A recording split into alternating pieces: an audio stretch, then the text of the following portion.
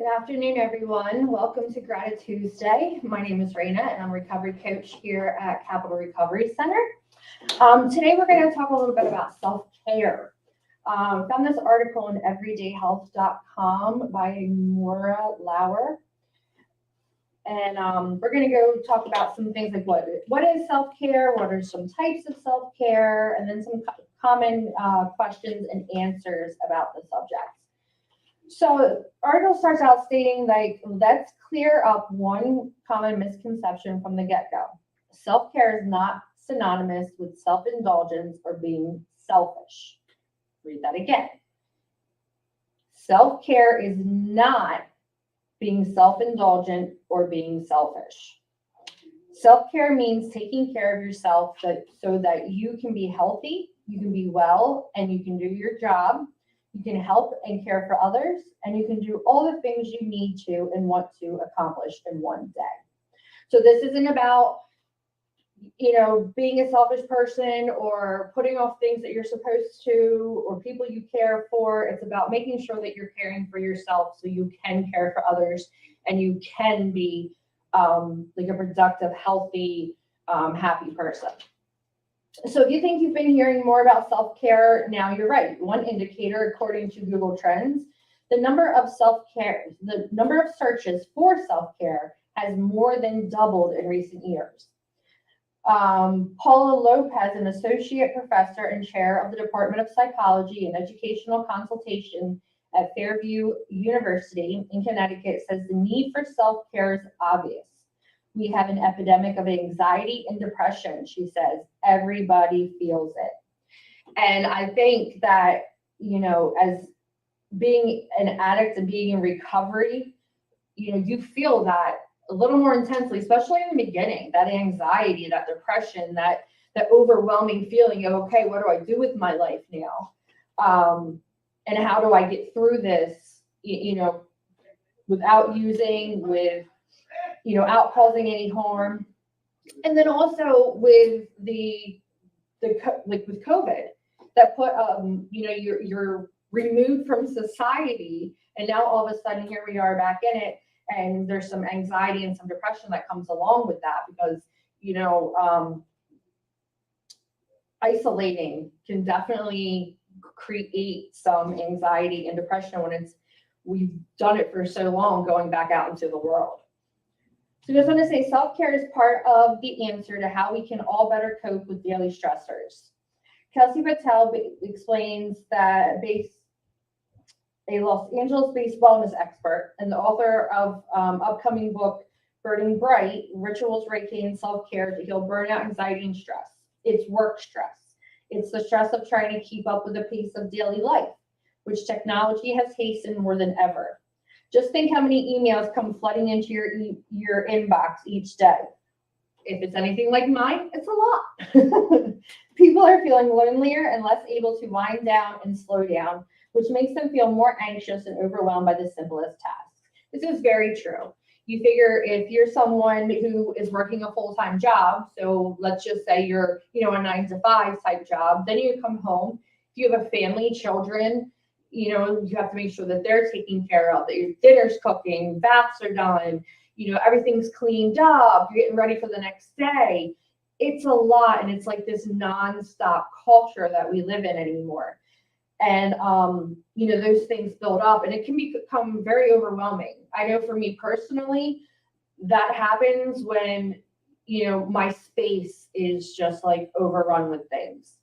I see this project needs to be done and this needs to be cleaned up and the laundry needs to be done and I need to cook dinner. And then it gets very overwhelming and you just kind of want to shut down and not do anything. So, the self-care aspect of all that is learning how to, step back and, take care of things individually, slow down, make sure everything's running smoothly. So we're going to explore the trend of self-care. Where the definition of self-care comes from, and what it can do for your long-term health. So first, we're going to talk about what is self-care and why is it critical for your well-being.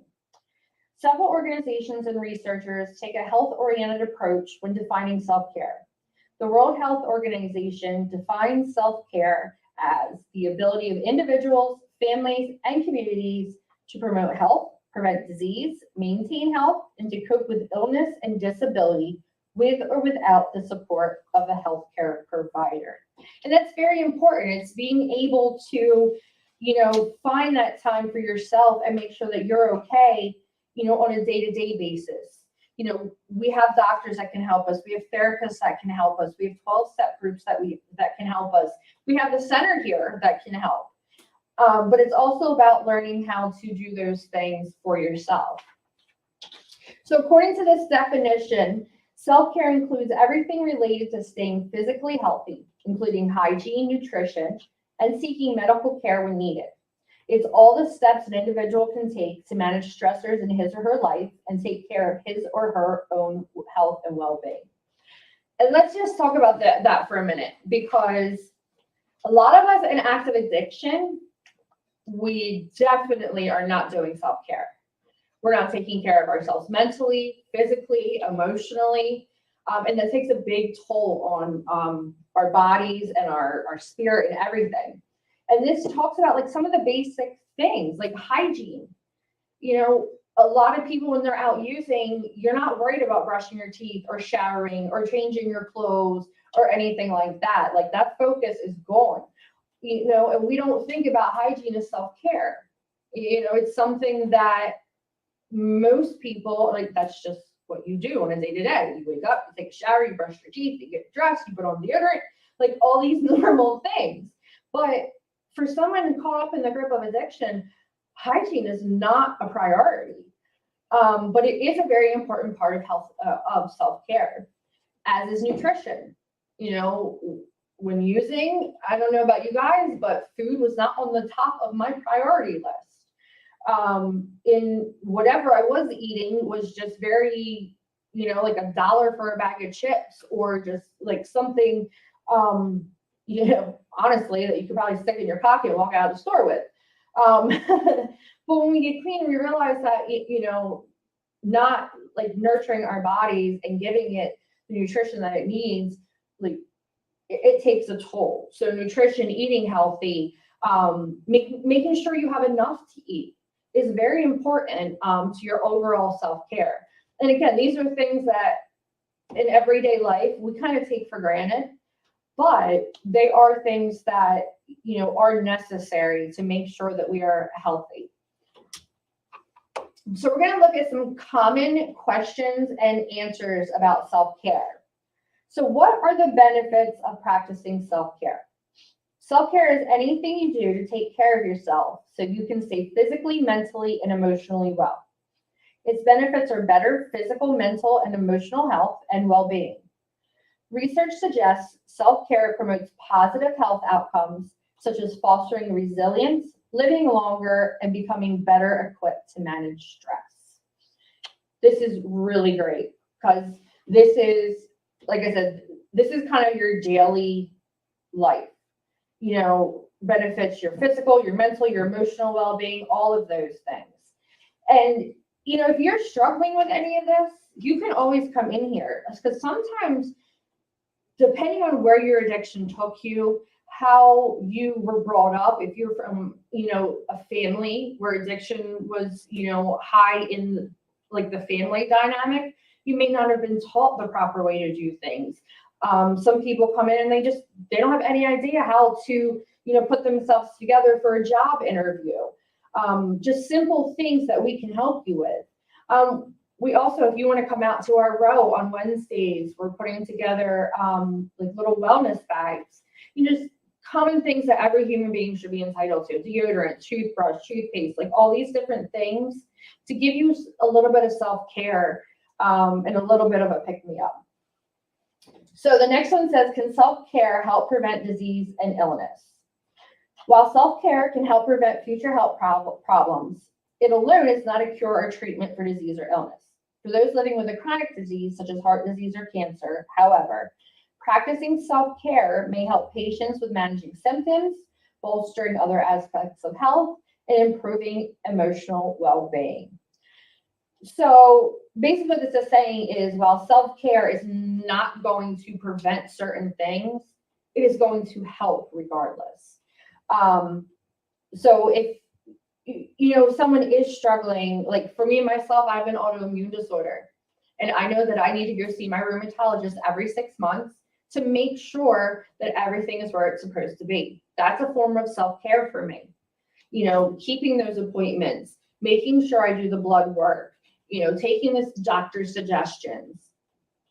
So it does, convert over and can make things more manageable for you. The next one says, what are some examples of self-care? Common examples of self-care include maintaining a regular sleeping routine, eating healthy, spending time in nature, doing a hobby you enjoy, and expressing gratitude. Self-care can look different for everyone, but to count as self-care, the behavior should promote health and happiness for you. So sometimes we may think that something we're doing is good for us, but not necessarily is. So pay attention to those sorts of things. Like, I know it's a little cliche, but like getting your nails done or a pedicure. For some people, that's self-care. It gives them some time to relax, to decompress, a little pick-me-up because now your like toes look pretty, whatever it may be. But for someone else, like personally, when I am a cosmetologist. So I worked in the beauty industry for many, many years, and I did a lot of pedicures. And for people with diabetes, older clients, it wasn't about the sitting back and relaxing. It was about, alleviating pain from an ingrown toenail, or me being able to help them maintain because they weren't able to do it themselves. So, sometimes we don't realize that, what may seem to one person like, oh, you went and got your toes done, to someone else was a necessity for self-care. The next one says, how do I start a self-care routine? To get into a routine of regularly practicing self-care, experts recommend starting small rather than tackling the most challenging thing first. Choose one practice each week to weave into your daily routine. Note any positive changes and add in more practices when you feel ready. This is a really good rule of thumb when it comes to pretty much anything, because you don't want to overwhelm yourself. I know a lot of us, it's like we want it now. We want everything fixed all at once in a hurry. But that's usually setting us up for disaster. So separating things, being able to like tackle one thing at a time will make it much more manageable.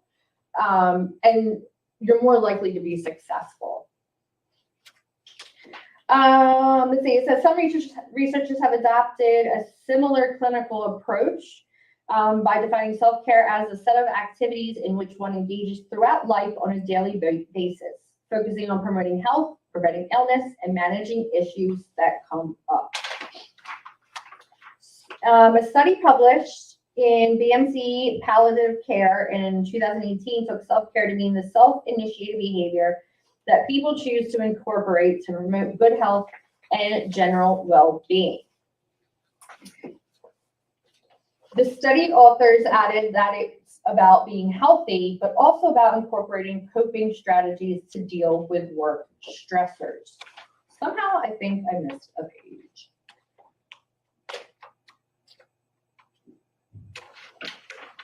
Okay. All right, so as self-care has become more mainstream, the definitions have started to become more applicable to the general public and tend to focus on tuning into one's needs and meeting those needs. Self-care is anything that you do for yourself that feels nourishing. That can be something that's relaxing or calming, or it can be something that is intellectual or spiritual or physical or practical or something you need to get done. So whether it's that laundry that's been building up that you keep looking at and don't want to do anything with, taking care of it and eliminating that task can give you some relief and like allow you to relax. Let's see, the International Self-Care Foundation also includes healthy literacy as a pillar of self-care, meaning that any steps you take toward better understanding health information you need to make appropriate decisions about your health and well-being count as self-care too. Educating yourself is definitely self-care. Knowing more about things that you are struggling with, knowing more about things that you enjoy, just interests that you have, is definitely self-care. Self-care requires checking in with yourself and asking yourself how you're doing and what your body's asking for. Some people use it to deal with difficult news stories, others just to maintain their happiness day to day. Self-care does not mean the same thing for everyone, and that's important. So don't ever feel like what you are feeling as self-care is not because it's not the same for someone else. Everyone's at different levels and different needs in their lives. So like I was talking about earlier with the hygiene, like for me at this point, hygiene is just an everyday thing that I do without even thinking about. But that may not be where you are, and that's okay. So that might be your focus as self-care for a little bit to get you onto the next step. So don't ever feel like you're either below or above or anything else as far as your self-care is concerned, because it is yours. Different people will adopt different self-care practices, and even your own definition might change over time. What is self-care for one person will likely differ from someone else, and what self-care for you one day might not feel like self-care another day. So on some days, I get very excited to go get my nails done, and other days it feels like a chore. So it can, change at any time, and that's okay too, because we evolve. We have different things that are going on in our lives. If you're going through something major, your self-care routine is probably going to look a lot different than what it is when you're, in good spirits. Engaging in self-care regularly could help you put your best foot forward. When we are regularly taking care of ourselves, we are better able to react to the things that go on in our lives. It's something we do to maintain positive well-being. When self-care is regularly practiced, the benefits are broad and have been linked to positive health outcomes such as reduced stress, improved immune system, increased productivity, and higher self-esteem. So again, by doing something simple to take care of yourself every day, it's got a lot of benefits and things to make your life better. So the last thing we're going to talk about today are the types of self-care. So it could be anything that floats your boat, anything that puts a smile on your face, Dr. Jill Lopez says. Anything that makes you feel cared for, even if it's you caring for yourself. And I think that's very important. I think that's the self-love, the self-care is very important for our emotional and the spiritual well-being. So there are a few different categories of self-care. The first one is emotional self-care, such as self-talk, weekly bubble baths, saying no to things that cause unnecessary stress, giving yourself permission to take a pause, or setting up a weekly coffee date with a friend. I like that they put in here saying no to things that cause unnecessary stress.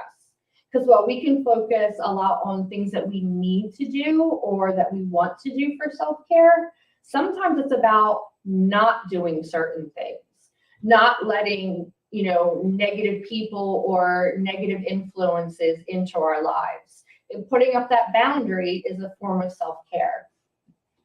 The next is physical self-care, such as prioritizing sleep, adopting an exercise routine you can stick with, choosing healthy and nourishing foods over highly processed ones.